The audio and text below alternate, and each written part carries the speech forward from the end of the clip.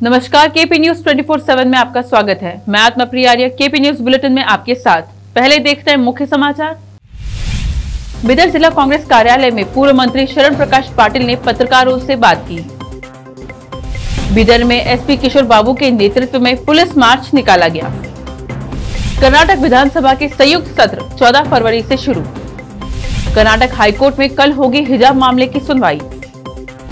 मोदी जी, क्या ये बीजेपी के संस्कार हैं? राहुल गांधी पर असम सीएम के बयान को लेकर भड़के केसीआर। इंशाअल्लाह एक देश की हिजाबी बच्ची प्रधानमंत्री बनेगी, ओवैसी बोले। देखता हूँ हिजाब पहनने से कौन रोकता है।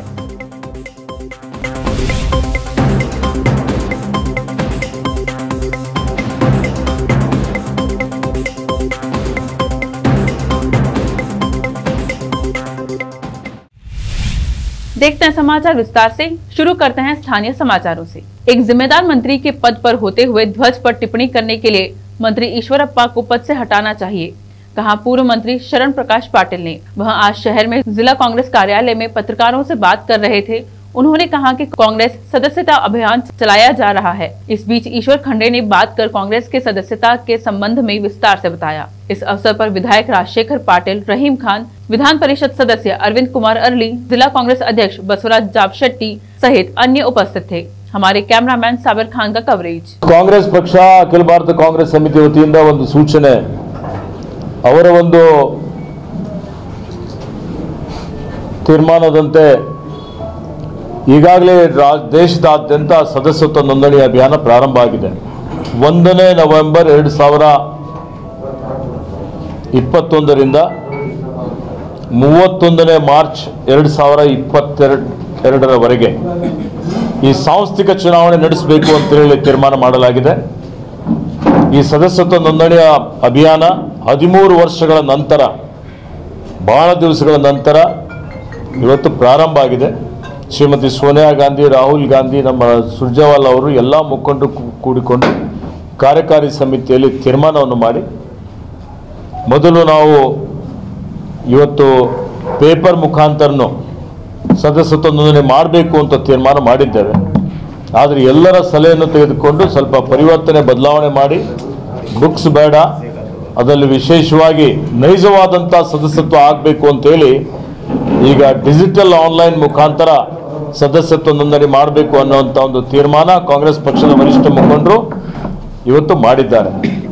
ಕರ್ನಾಟಕ ಸುಮಾರು 4-5 ಜನ 6 ಜನ ಹುಡುಗಿಯರಿಗೆ ಕಿಡ್ನಾಪ್ ಆಯಿತು। ಇವತ್ತು ಅನಧಿಕೃತ ಕಾರ್ಯಕ್ರಮ ನಡೀತಾ ಇದೆ। ಪೊಲೀಸರು ಇಲ್ಲಿ ಒಬ್ಬರು ವರಿಷ್ಠಾಧಿಕಾರಿಗಳು, ಒಬ್ಬರು ನಾನ್ ಕರಪ್ಟ್, ಹಿಂದೆ ಇದ್ದವರು ಕೂಡ ಏನು ಮಾಡಿಲ್ಲ ಪಾಪ ಕರಪ್ಷನ್। ಅಲ್ಲಿರ್ತಕ್ಕಂಥವ್ರು DYSP, circle inspector, sub inspector ದಿನ ಅದೇ ಕೆಲಸ। ಯಾವ ರೀತಿ ಯಾವ ಹಂತಕ್ಕೆ ಬಂದಿದೆ ತಾಳ್ಮೆ ಬೇಕಲ್ಲ ಅದಕ್ಕೂ। ಒಬ್ಬ ಶಾಸಕರ ಮೇಲೆ ಕೆಲಸ ಮಾಡ್ತಕ್ಕಂಥವ್ರು ಅವ್ರ ಮಗನೇ ಎತ್ಕೊಂಡು ಹೋಗ್ತಾರೆ, ಅದಕ್ಕೆ ಏನ್ ಪರಿಸ್ಥಿತಿ ಇದೆ ಹೇಳಿ? ಮತ್ತೆ ಇವ್ರ ಬಗ್ಗೆ ಮಾತಾಡೋಣ ನೋಡಿ। ಲವ್ ಅಫೇರ್ ಇದ್ರು ಕೂಡ ಒಂದು ಬಂದಿದೆ ಸರ್, ಒಂದು ಕಾಲಮಿತಿ ಇದೆಯಲ್ಲ, ಒಂದು 4 ದಿವಸ 8 ದಿವಸ ಅವ್ರಿಗೆ ಕರೆತರೋದು ಏನಲ್ಲ, ಅವ್ರ ಮುಂದೆ ಅವ್ರು ಏನ್ ಸಿಗ್ತವ್ರು ಮಾಡ್ಕೋತಿರೋದು ನಾವು ಏನ್ ಮಾಡಕ್ಕಾಗಲ್ಲ, ಯಾರು ಏನ್ ಮಾಡಕ್ಕಾಗಲ್ಲ। ಅಂತ ಪರಿಸ್ಥಿತಿ ನಿರ್ಮಾಣ ಆಗ್ತಾ ಇದೆ। ಇವತ್ತು ನಿಮ್ಗೆ ಹೇಳಿದ್ರು ಸ್ವತಃ ಅವ್ರು ಏನು KDP ಇದು ಅವ್ರ ರಾಜ್ಯ ಮಟ್ಟದಲ್ಲಿ ನಮ್ಮ ಬೀದರ್ ಜಿಲ್ಲೆಗೆ ಬಿಜೆಪಿಲಿಂದ ಹೀಗೆ ಮಾಡಿದಾರ, ಅವರೇ ಬಂದು ಹೇಳಿದ್ರು ಮಾಣಿಕ್ ಚಂದ್ ಏನಾಗ್ತಾ ಇದೆ, ಇವಾಗ ಗುಡ್ಕಾ ಏನಾಗ್ತಾ ಇದೆ, ಗಾಂಜಾ ಏನಾಗ್ತಾ ಇದೆ, ಇದು ಶರಣರ ನಾಡು, ಬಸವರ ನಾಡು, ಗಾಂಜಾ ನಾಡಾಗಿದೆ। ನೋಡ್ತಾ ಇದ್ರಲ್ಲ ತಾವೆಲ್ಲರೂ। ಭಾರತೀಯ ಜನತಾ ಪಾರ್ಟಿ ಒಬ್ಬ ರಾಜ್ಯಸಭಾ ಮೆಂಬರ್, ಅವರು ಹಿಂದೆ ಜಸ್ಟಿಸ್ ಆಗಿದ್ರು, ಅವ್ರ ಹೆಸರು ರಾಮಾ ಜೋಯಿಸ್ ಅವರು ಭಾರತೀಯ ಜನತಾ ಪಾರ್ಟಿಯಿಂದ ರಾಜ್ಯಸಭಾಗೆ ನೇಮಕ ಆದವರು ಸುಪ್ರೀಂ ಕೋರ್ಟಲ್ಲಿ ಕ್ವಶನ್ ಮಾಡಿದರು, ಏನಂದರೆ ನೀವು ಹಿಂದುಳಿದ ವರ್ಗಕ್ಕೆ ಜಾಸ್ತಿ ಮೀಸಲಾತಿ ಕೊಡ್ತಾ ಇದ್ದಾರೆ, ಯಾಕಂದ್ರೆ ನಮ್ಮ ರಾಜ್ಯದಲ್ಲಿ ಮೊದಲೇನಿತ್ತಂದ್ರೆ 1/3। आज बीदर शहर में जिला पुलिस द्वारा पुलिस मार्च किया गया। यह मार्च आज सुबह जिला पुलिस मुख्यालय से शुरू होकर शहर के विभिन्न सड़कों और मुख्य चौराहों से गुजरा। शहर के अंबेडकर चौक के समीप IB के पास समाप्त हुआ। इस मार्च का नेतृत्व बिदर जिला पुलिस वरिष्ठ अधिकारी किशोर बाबू ने किया। यह पुलिस मार्च करवाने का उद्देश्य यह है कि कल से जिले में 10वीं तक के स्कूल खुल रहे हैं। इस दौरान किसी भी प्रकार की गड़बड़ न हो, जिले में शांति बनी रहे। इस दौरान बिदर जिला पुलिस वरिष्ठ अधिकारी किशोर बाबू ने केपी चैनल से बात की। हमारे कैमरामैन साबिर खान का कवरेज। आज सुबह बिदर जिला पुलिस हमने ये रूट मार्च कंडक्ट किया है, ये कॉन्फिडेंस बिल्ड करने के लिए सबको ये कॉन्फिडेंस देने के लिए कि कल से ये स्कूल्स जो ओपन हो रहा है इसके बारे में कोई तकलीफ़ ना हो, बीदर ज़िले में कोई इश्यूज़ ना हो, इसलिए सबको वो कॉन्फिडेंस दिलाने के लिए हमने ये रूट मार्च किया था। सो कल से कोई प्रॉब्लम नहीं होगा। जिला एडमिनिस्ट्रेशन, एजुकेशन डिपार्टमेंट और पुलिस डिपार्टमेंट मिल के सारा स्टेप्स हमने ले लिया। ಇದೆ ಈಗ ಎಲ್ಲ ರೀತಿಯ ಜಿಲ್ಲಾಡಳಿತ ಮತ್ತು ಎಜುಕೇಷನ್ ಡಿಪಾರ್ಟ್ಮೆಂಟು, ಪೊಲೀಸ್ ಡಿಪಾರ್ಟ್ಮೆಂಟು ಎಲ್ಲ ಸೇರಿ ನಿನ್ನೆಯಿಂದ ನಾವು ಎಲ್ಲ ಕೋಆರ್ಡಿನೇಷನ್ ಮೀಟಿಂಗ್ಸು ಪೇರೆಂಟ್ಸ್ ಜೊತೆ, ಲೀಡರ್ಸ್ ಜೊತೆ ಎಲ್ಲರ ಜೊತೆ ನಾವು ಮಾಡಿದ್ದೀವಿ. ಎಲ್ಲರಿಗೂ ಕೂಡ ಒಂದು ಕಾನ್ಫಿಡೆನ್ಸ್ ಕೊಡುವ ಕ್ರಮಗಳನ್ನು ನಾವು ತೆಗೆದುಕೊಳ್ತಾ ಇದ್ದೀವಿ. ಇವತ್ತು ರೂಟ್ ಮಾರ್ಚ್ ಮಾಡಿದ್ದೀವಿ ಟು ಸೇ ದಟ್ ಯಾವುದೂ ಸಮಸ್ಯೆ ಆಗೋದಿಲ್ಲ, ಎಲ್ಲರಿಗೂ ಒಂದು ಕಾನ್ಫಿಡೆನ್ಸ್ ಕೊಡುವ ಕೆಲಸ ಇದನ್ನು ನಾವು ಆಗ್ತಾ ಇದೆ, ಯಾವುದೂ ತೊಂದರೆ ಆಗೋದಿಲ್ಲ. कर्नाटक में जहां हिजाब पर प्रतिबंध लगाया गया है और एक अंतरिम आदेश में अदालत द्वारा किसी भी प्रकार का धार्मिक कपड़ा पहनने पर पाबंदी लगाई गई है, सरकारी शैक्षणिक संस्थानों में उच्च शिक्षा में मुस्लिम महिलाओं का GAR 2007 से 8 में 1.1% के निचले स्तर से बढ़कर उच्च स्तर तक पहुंच गया। 2017 से 18 में 15.8% हुई है। यह आंकड़े डेटा दिखाता है। Unified district information system for education के प्रारंभिक और माध्यमिक शिक्षा के आंकड़ों के अनुसार राष्ट्रीय स्तर पर उच्च प्राथमिक शिक्षा 5 से 8 में लड़कियों के कुल नामांकन में मुस्लिम नामांकन का हिस्सा 2015 से 16 में 13.30% से बढ़कर अब तक हो गया है 14.54। कर्नाटक में यह 15.16% से बढ़कर 15.81% हो गया है। हमारे विशेष संवाददाता की रिपोर्ट। विधान परिषद सदस्य अरविंद कुमार अरली ने आज बीदर शहर में सबसे पुराने मुस्लिम हॉस्टल का दौरा करके स्थिति का जायजा लिया। इस दौरान उन्होंने कहा कि राज्य हज समिति के अध्यक्ष रौफुद्दीन कचहरीवाला इस परिसर में हज हाउस निर्माण करना चाह रहे हैं, लेकिन उन्होंने शहर के बाहरी क्षेत्र के स्थान की शिनाख्त कर बताया है। अरली ने कहा हॉस्टल की हालत सुधार के लिए उन्होंने वक्फ निगम से बात की है। उन्होंने हॉस्टल परिसर को ठीक करने का आश्वासन दिया है। इस अवसर पर वहाँ मदरसा चला रहे सलाउद्दीन साहब ने बात करते हुए विधायक रहीम खान पर मात्र आश्वासन देने का आरोप लगाया है। हमारे संवाददाता असलम खान और कैमरामैन संतोष कुमार का कवरेज। मैं बेंगलुरु जाने वाला था, कल अधिवेशन है। उस अधिवेशन में मैं ये हॉस्टल के बारे में, मुस्लिम हॉस्टल के मुझे पता था, क्योंकि मैं इसी गली में प्राइमरी मेरा हुआ, हाई स्कूल तक रहा। जब देखा सडनली मुझे याद आया कि यहाँ एक हॉस्टल था, वो हॉस्टल किस हालत में है, बल्कि मैं हमारे दोस्त ईश्वर साहब को पूछा, नहीं साहब आप खुद जाके देखिए पता चलता बोल के बोले। उसके बाद मैं आने का एक निर्धार किया, लेकिन सुबह आने वाला था, ये थोड़ा हमारा मीटिंग वो जाने फंक्शन में थोड़ा लेट हो गया। लेकिन मेरा कुछ ऐसा नहीं है, मैं बीदर में एक मैं ML से बनने के बाद ये औकाफ के ज़मीन कितने हैं, प्रॉपर्टी कितने हैं, उसका प्रोटेक्शन हो रहा नहीं, उसके बारे में हर एक बार क्वेश्चन करता रहता हूँ। इस बार मैं इस हॉस्टल का क्वेश्चन करा तो मैं ये सोचा मैं क्वेश्चन तो करा, लेकिन हालत हॉस्टल का हालत क्या है वो हकीकत मुझे मालूम नहीं। अगर गवर्नमेंट आंसर दी ये थोड़ा गैप हुआ होगा या भूल गए होंगे, हम याद दिलाना था। अब 2 बार के बाद बोलना क्या सर, वो माइनॉरिटीज के MLA उनको तो नहीं माइनॉरिटी होना चाहिए। वो आप दिमाग से निकाल दो। हाँ तो वही कोई MLA है, हर एक कम्युनिटी का MLA रहता नहीं, वो सिर्फ मुसलमान के लिए नहीं। अब उसमें वो निभाना पड़ता, लेकिन उसके कुछ तो तकलीफ हुआ होगा, लेकिन कुछ तो आड़ा होगा। एक बार लेकिन सर 2 बार नहीं आप बोले सही है, मौल साहब बोले, अब मेरे नॉलेज में लाए, मैं उनसे बात करके मैं उनको लेके ही काम करूँगा, ये डेवलप करने की कोशिश करूँगा, और जो वादा किए वो पूरा करो बोल के बोलूँगा। आप बात करेंगे बिल्कुल सर, क्या आप ये आश्वासन दे सकते हैं कि नेक्स्ट टाइम आप MLA साहब के साथ आएंगे यहाँ पर विजिट करने के लिए? कोशिश कर इंशाल्लाह। से तो यही है कि जो भी आप पर MLA साहब कितने बार विजिट? एक मर्तबा है, 2 जलसों में आए, वो भी मान पाड़े साहब के साथ आए थे, उसके अलावा कभी नहीं आए। और न मदरसे को कुछ हेल्प किया उन्होंने। अभी 2 बार जो अनाउंसमेंट करे थे एमएलए साहब, हाँ, आपका कहना है कि 1 लाख रुपए का अनाउंसमेंट 1 लाख रुपए पहुंचा क्या? नहीं पहुंचा। आपका काम था जाके पूछना था? पूछे 1 से 4 मरतबा पूछे। क्या बोले? ठीक है मैं भेजता हूँ देता हूँ। अनाउंसमेंट करे खाली लेकिन ये नहीं। नहीं आप पूछे थे पैसे उनको क्या? उन्होंने अपनी तरफ से उन्होंने कहा था, उन्होंने कहा था जलसे में आके, जनता के सामने कहा था, जनता के सामने। नहीं जो भी। अब देखते हैं समाचार राज्य के। राज्य में हिजाब विवाद के बीच कर्नाटक विधानसभा के संयुक्त सत्र का मंच तैयार। सोमवार से शुरू होने वाले कर्नाटक विधानमंडल के संयुक्त सत्र में राज्य में जारी हिजाब विवाद और संबंधित कानून व्यवस्था की स्थिति, ठेकेदारों के संघ द्वारा रिश्वत के आरोप और मेकेदातु परियोजना कार्यान्वयन के मुद्दे सहित अन्य के बीच हिलने डुलने की संभावना है। 25 फरवरी तक चलने वाले 10 दिवसीय सत्र की शुरुआत कर्नाटक के राज्यपाल थावरचंद गहलोत से होगी, जो पहले दिन विधानसभा और परिषद दोनों के सदस्यों की संयुक्त बैठक को संबोधित करेंगे। पिछले साल जुलाई में राज्यपाल का पद संभालने के बाद संयुक्त सत्र में गहलोत का यह पहला संबोधन होगा। कर्नाटक उच्च न्यायालय सोमवार को हिजाब मामले की सुनवाई करने वाला है।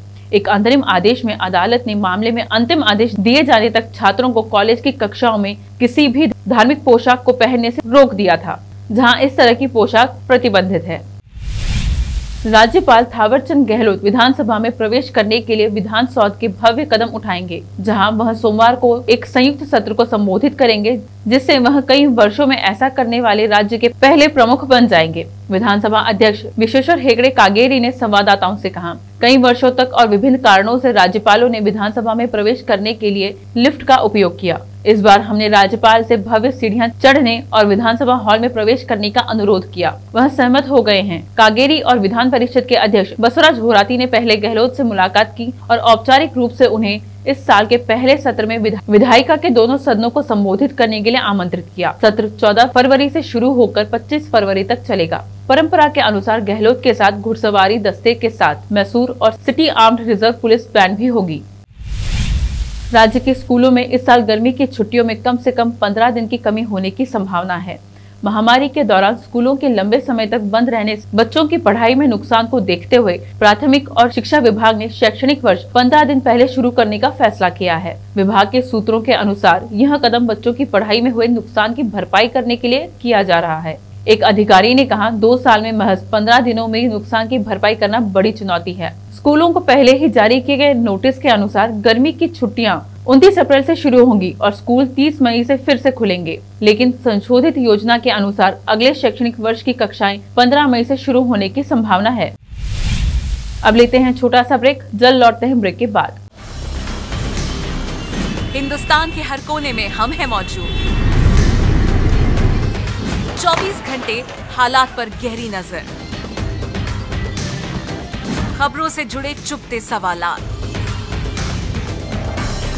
और आपको दिखाता है धार्मिक, सामाजिक, राजनीतिक,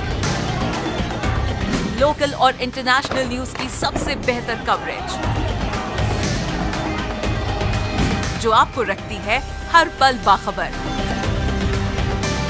देश और दुनिया भर की खबर के लिए देखते रहें KP news 24/7। Noor education trust Bidar की ओर से चलाए जाने वाला Noor MEd college Bidar, recognized by NCTE Delhi and affiliated to Gulbarga university Gulbarga. Admission are open for the academic year 2021-22। विशेषज्ञ और सक्षम शिक्षकों द्वारा शिक्षा प्राप्त करने के लिए नूर एमएड कॉलेज में दाखिला लें और शांत वातावरण में शिक्षा प्राप्त करें। बीदर शहर में बेहतर शिक्षा का एकमात्र केंद्र Noor MEd college, Shahpur gate, Bidar. Phone numbers 9945283920, 8482221297। Break के बाद आपका स्वागत है। आइए देखें अन्य समाचार। तेलंगाना के मुख्यमंत्री के चंद्रशेखर राव ने हेमंत बिस्वा शर्मा के बयान को लेकर प्रधानमंत्री नरेंद्र मोदी पर निशाना साधा।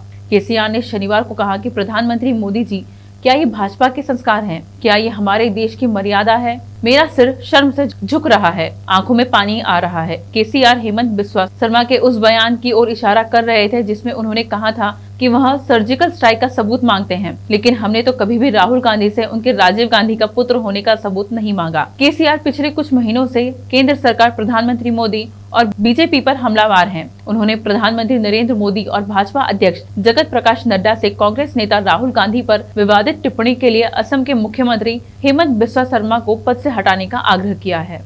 प्रधानमंत्री मोदी जी, क्या ये भाजपा का संस्कार है? क्या हमारा हिंदू धर्म है? क्या ये हमारा देश का मर्यादा है? किसी नेता को पकड़ के तुम किस बाप को पैदा हुए, ये आपका मुख्यमंत्री पूछ रहा है। मैं ही डिमांड करता हूं एक भारतीय होने के नाते। मेरा सर शर्म से झुक रहा है, मेरे आंखों में पानी आ रहा है। ये अच्छी बात नहीं है, इस देश के लिए ये बात अच्छी बात नहीं है। किसको लड़ाना चाह रहे हैं आप लोग? कौन नहीं लड़ सकता? भगवान किसको दो हाथ नहीं दिए।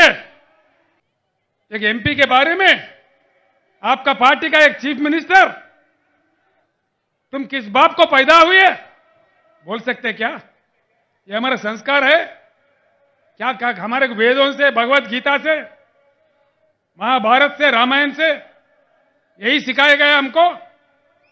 नहीं। हिंदू धर्म को बेच के उसके नाम पे वोट कमाने वाले आप लोग हो, आप गंदे लोग हो। अगर भाजपा के पास, भाजपा अध्यक्ष से मैं पूछ रहा हूं, नड्डा जी, क्या ये हमारा संस्कार है? अगर आप ईमानदार है, धर्म को निभाने वाले हैं, तो बरतरफ करो असम चीफ मिनिस्टर को। एक भारतीय नाते होने के नाते मैं डिमांड करता हूं, क्या एक चीफ मिनिस्टर ऐसा बात कर सकता है इस देश में? सहनशीलता का भी एक सीमा होता है। कर्नाटक हिजाब विवाद थमने का नाम नहीं ले रहा है। इसी बीच इस मुद्दे पर राजनीति जारी है।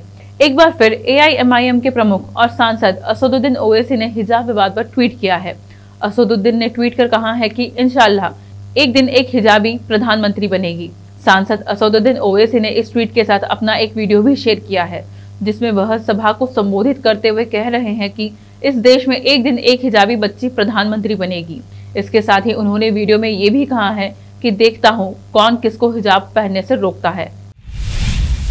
कांग्रेस महासचिव प्रियंका गांधी वाड्रा ने पंजाब के कोटकपुरा में नवी सोच नवा पंजाब रैली को संबोधित करते हुए पूर्व सीएम अमरिंदर सिंह पर निशाना साधा। प्रियंका ने कहा कि हमारी यहाँ 5 साल से सरकार है। यह सही है कि उस सरकार में कुछ कमियां थी, कई रास्ते में भटक गए। उन्होंने कहा कि वह सरकार पंजाब से चलनी बंद हो गई। वह सरकार दिल्ली से चलने लगी थी और दिल्ली में वह कांग्रेस पार्टी से नहीं बल्कि भाजपा सरकार द्वारा चलने लग गई। प्रियंका ने कहा कि हमें पता चला था कि कुछ गलत हो रहा था। वह जो छुपी हुई साठगांठ थी अब वह खुले में आ गई है, इसलिए हमें वह सरकार बदलनी पड़ी। हमने नेतृत्व बदल दिया। हमें चरणजीत सिंह चन्नी मिले, जो आप में से एक हैं। वह आपकी समस्याओं को जानते और महसूस करते हैं।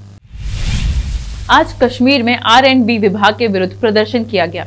बताया जा रहा है रेलवे टनल को जोड़ने वाली रोड अधिक खराब हो चुकी है, जिससे लोगों को बहुत परेशानी का सामना करना पड़ रहा है।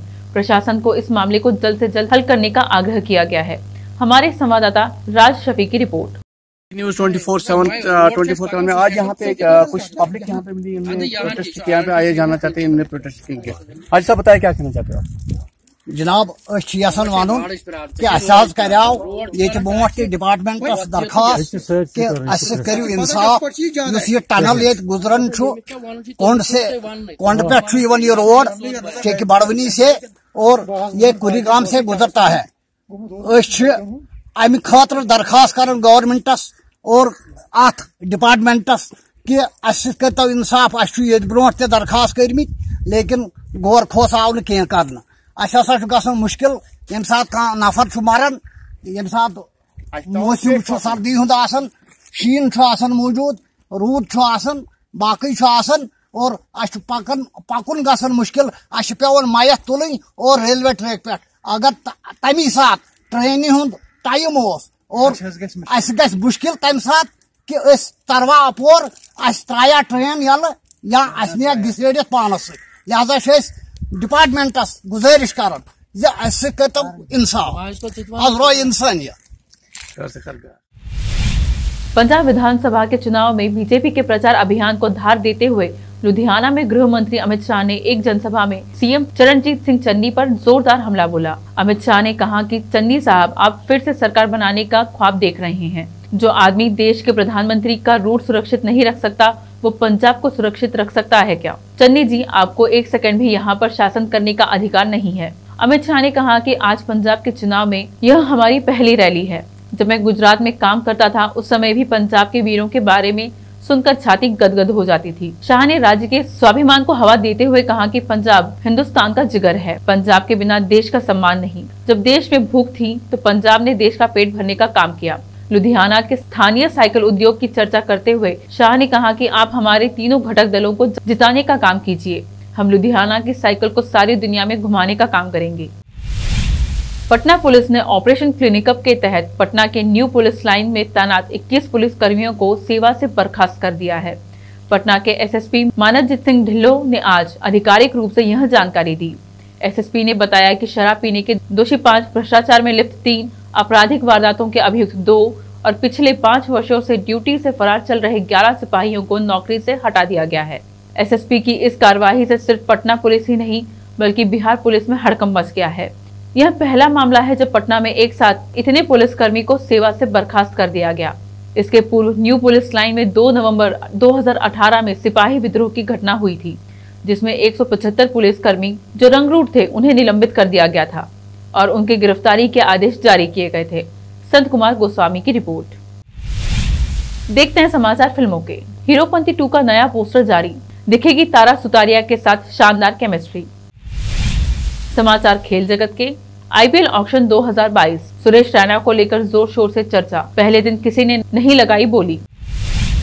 देखते हैं समाचार बाजार की। वित्त मंत्री महिलाओं पर मेहरबान, डायमंड के गहने होंगे सस्ते। फिर से एक नजर सुर्खियों पर। बिदर जिला कांग्रेस कार्यालय में पूर्व मंत्री शरण प्रकाश पाटिल ने पत्रकारों से बात की। बिदर में एसपी किशोर बाबू के नेतृत्व में पुलिस मार्च निकाला गया। कर्नाटक विधानसभा के संयुक्त सत्र 14 फरवरी से शुरू। कर्नाटक हाईकोर्ट में कल होगी हिजाब मामले की सुनवाई। मोदी जी, क्या ये बीजेपी के संस्कार हैं? राहुल गांधी पर असम सीएम के बयान को लेकर भड़के केसीआर। इंशाअल्लाह एक देश की हिजाबी बच्ची प्रधानमंत्री बनेगी, ओवैसी बोले। देखता हूँ हिजाब पहनने से कौन रोकता है।